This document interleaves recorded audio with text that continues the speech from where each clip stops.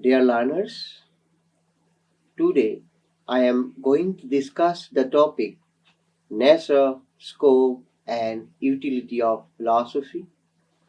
After going through this unit, you will be able to define philosophy, explain its nature, distinguish philosophy from science, describe its scope. These are the points we have to discuss in the unit nature, scope, and utility of philosophy. Wittgenstein, the 28th century philosopher, in his book Tractatus Logico-Philosophicus, writes, philosophy aims at the logical clarification of thoughts. Philosophy is not a body of doctrine but an activity. A philosophical work consists essentially of elucidation. Philosophy does not result in philosophical propositions, but rather in the clarification of propositions.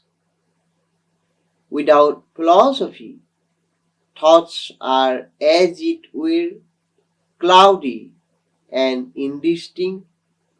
Its task is to make them clear and to give them sharp boundaries. Important definitions of philosophy, they are respectively: philosophy is a systematic interpretation of experiences. Philosophy is a critique of language. Philosophy is an outlook on the world and our life in it. Philosophy is an understanding the human situation. Philosophy is an enquiry into perennial values in the world. Philosophy is the foundation of the scientific enquiry of the world. Philosophy is an intellectual enterprise. Philosophy is an analytical and investigative in nature. Now, dear learners, we have to discuss nature of philosophy. Philosophy is a resolute and persistent attempt to understand the universe as a whole. From the Indian point of view, philosophy means vision of searching truth or reality, either empirically or metaphysically. From the Western perspective, the term philosophy comes from two Greek words. One is philos, it means love, and the other is sophia, it means wisdom. Therefore, the overall meaning of the term philosophy is love of learning or love of wisdom. Although the two definitions from the ordinary sense look to be different, yet both aim at the discovery of truth through the process of science of knowledge. Regarding the love of learning or curiosity of wisdom, we can make a distinction between knowledge and wisdom, because any meaningful issue or discourse in a particular discipline or enquiry is the result of love of learning. Knowledge is empirical and wisdom is valuational. Knowledge is theoretical and wisdom is practical.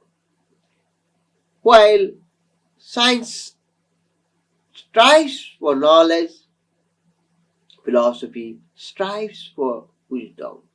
Generally, we use the word philosophy in diverse sense. There may be philosophy of life, philosophy of literature, philosophy of culture, philosophy of science, but the question is, does it refer to the subject philosophy in a real sense? Philosophy is the general name of some activities which are unique in themselves. We can call it an umbrella concept under which some functions occur. Some activities called epistemology, metaphysics, ethics, aesthetics, theology, etc., which together go by the label philosophy. For instance, we know well how science is not a specific concept. It is also an umbrella concept under which activities of physics, chemistry, biology, botany, psychology, etc. take place. Philosophy is that branch of study which systematically investigates not only the well-known experiences, but all experiences leading to concepts, ideas, communication, meaning, and such issues. Here, philosophy is a speculative discipline. There are some philosophers who think that philosophy is a second order discipline. It is second order discipline because it is not directly linked with the world, rather it goes through higher language. The statements are those expressions which are either true or false, which in turn must be grounded on the real world. Thus verification, clarity, brevity, precision, meaningfulness, etc. become central issues in philosophy. Not thing, but language is the raw material of philosophical enquiry. Here philosophy is linguistic analysis. Wittgenstein in philosophical investigation states, one might think if philosophy speaks of the use of word philosophy, there must be second order philosophy, but it is not so. It is rather like the case of orthography, which deals with the word orthography, among others, without then being second order. There are other philosophers who confine themselves to intelligible experiences alone and nothing else. They talk of ignoring the world from where the experience is supposedly derived. The real world outside experience can be doubted, but the phenomena that our mind constructs out of the experiences cannot be doubted. Therefore, study these phenomena carefully and intimately. Such philosophers concern themselves with essences of things, ignoring their existences. And they consider it as a correct method of philosophy. Here, philosophy is phenomenology. There are others who revolt against such matter and standpoints. For them, existence precedes essence, at the least in the case of human beings. Hence, study of human existence in all its limitation and grandeur, pains and ambiguities, freedom and responsibilities become the nature of philosophy. Yet philosophy is existentialism. The scope of philosophy is wider in the sense that we may be an idealist or a realist, a spiritualist or a materialist. We may be a skeptic, dogmatist, agnostics, and a solipsist too. Now you will be knowing some characteristics of philosophy. Philosophy is a systematic study of an unlimited range of ideas and issues. It studies epistemology, logic, ethics, metaphysics, science, language, aesthetics, etc. Philosophy is a theoretical study. Philosophical study based on critical thinking. The method of philosophy is logical and systematic analysis and debate. Dear learners, now you will be knowing the distinction between philosophy and science in a very synoptic way. But philosophy and science are intellectual enterprises, but they differ in their essential nature and methodology. Science is an objective study of the world supposedly existing independently of any thinking mind. Hence, by nature, it is realistic. But philosophy does not have any compulsion to the realistic, though there are realists among philosophers. There are idealists too, who declare that the world outside the thinking, mind depends on human experience. For those who consider philosophy as a second order discipline, science is a first order discipline. It is concerned with the real, natural world of things and events. Those who believe in this kind of difference between philosophy and science think that philosophy deals with facts and science deals with things proper. The method of science is observation, experiment, calculation, prediction, verification, etc. The only method in philosophy is logical and systematic analysis and debate. It is a discourse based on rational description and study of events and facts. Logical consistency is its central point. Very often, philosophy is synthetic and prescriptive. It concerns itself with the value of life. It guides us in making choices. Hence, value study is confined to philosophy alone. Scientific studies are value neutral. That is why often ethical senses are brought against some scientific researches. This is the expression of the philosophical mind of the society. Scientific studies tend to break things and go to the minimal constituents of them.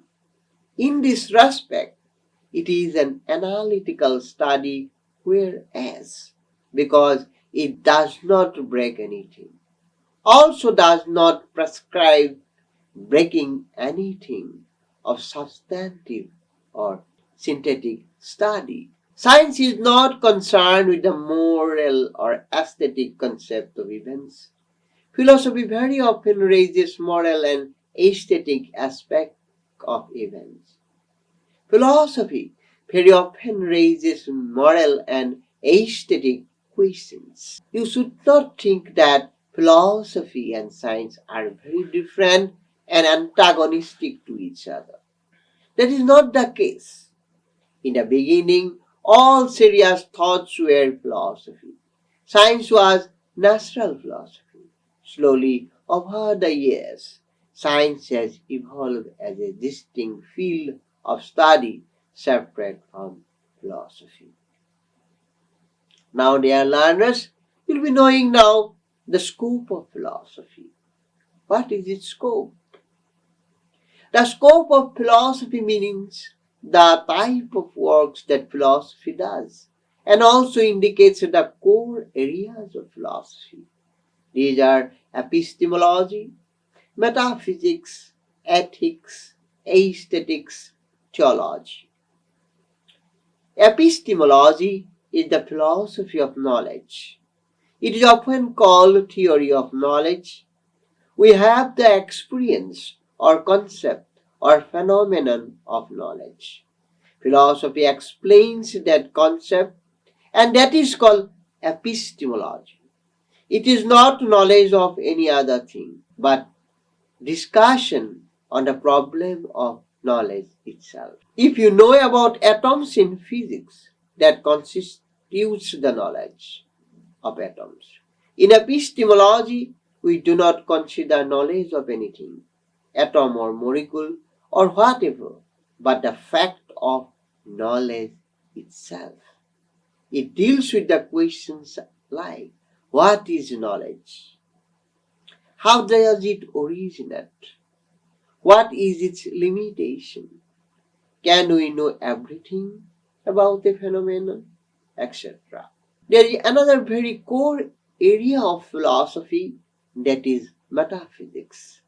Metaphysics is the philosophy or theory of the real. Knowledge that is studied in epistemology automatically leads us to the question of the known.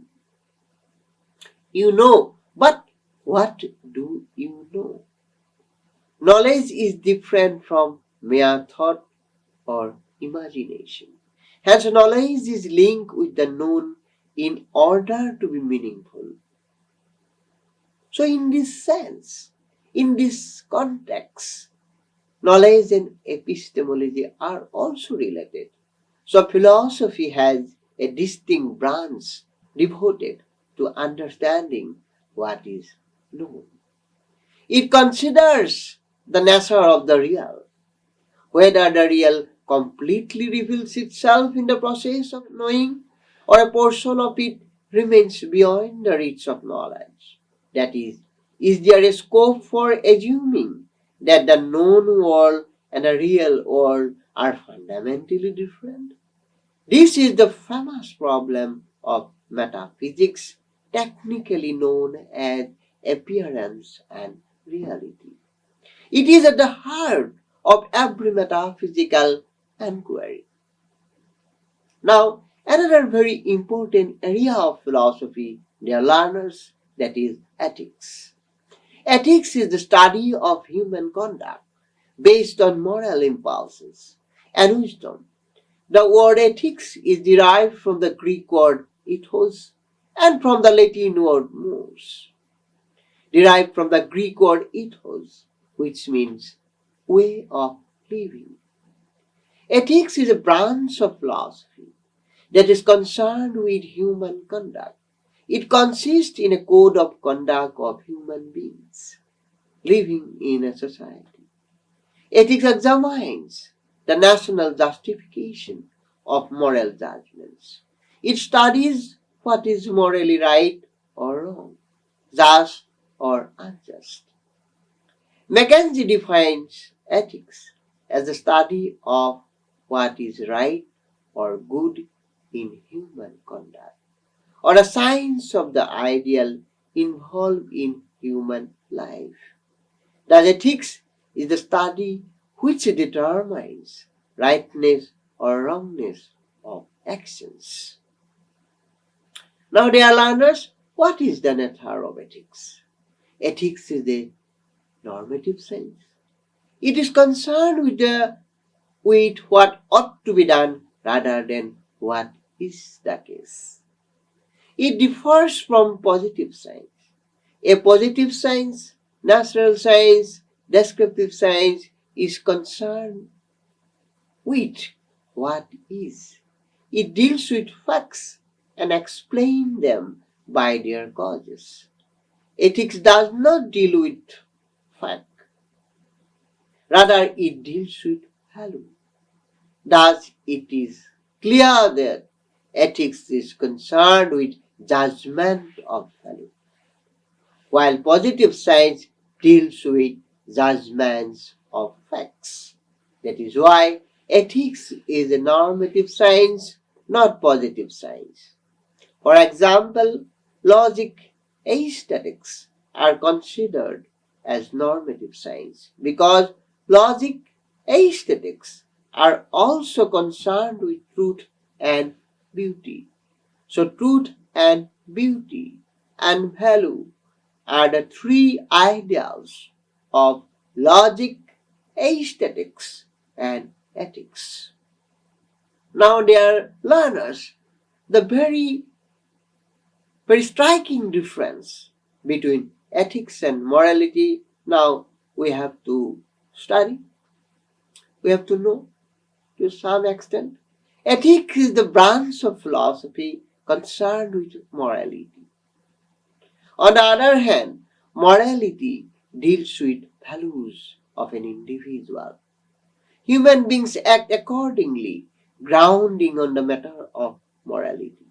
Every people, even the most uncivilized and uncultured, has its own morality or some of prescriptions which govern its moral conduct. Ethic is dealt with the rightness or wrongness of actions. Now, dear learners, we have to study the scope of ethics. Ethics discusses the nature of human freedom. It investigates what constitutes good or bad, just or unjust. It also inquires into what is virtue, law, conscience, duty. What obligations are common to all? What is the good in all good acts?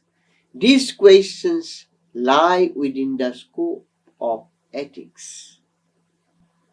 The sense of duty, oughtness, or moral obligations and the responsibility for actions are also included within the range of ethics.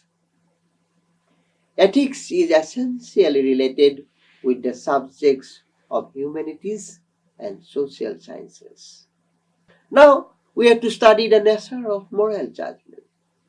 Moral judgment is a judgment of value that deals with what ought to be. It is distinguished from the judgment of fact. The judgment of fact deals with what is to be. It is a descriptive judgment. On the other hand, judgment of value is an appreciative or critical judgment. Actually, moral judgment is the mental act of discerning and pronouncing a particular action to be right or wrong. According to Mackenzie, the moral judgment is a judgment upon an action with reference to moral ideal. It compares an action with the moral standard and pronounces it to be right or wrong. He stated that moral judgment is not like a logical judgment, but a judgment about an action. Aesthetics and theology are also important branches of philosophy. The first is concerned with the inquiry into the nature of beauty, and the second investigates the nature of religious experiences. In fact, aesthetics is concerned with the creation and appreciation of all arts. Theology, which constitutes a deep inquiry into religious phenomena, is more commonly called philosophy of religion. Besides, there are other areas like society, politics, human rights, feminism, environment, etc., which can be important aspects of philosophical inquiry. Now, dear learners, now we have to discuss another most important subject matter, or better, you can say, the utility of studying philosophy. What is the utility? If there is a question comes, what is the utility of studying philosophy? Then we have to say like that. Philosophy empowers you. It gives you the power of ideas. When you know the logic or rationale of an event or phenomenon, you can handle it judiciously. That is why, though apparently philosophy does not seem to add to your life, it actually adds a lot. It broadens your horizon of philosophizing or understanding. The philosophical attitude which is even more broad-based and open than the so-called scientific tempo, gives you the reason for adopting a particular posture vis-a-vis life situations. The gains may not be immediate, but they are deep and lasting. Philosophy is a free inquiry and does not guarantee gain to an inquirer.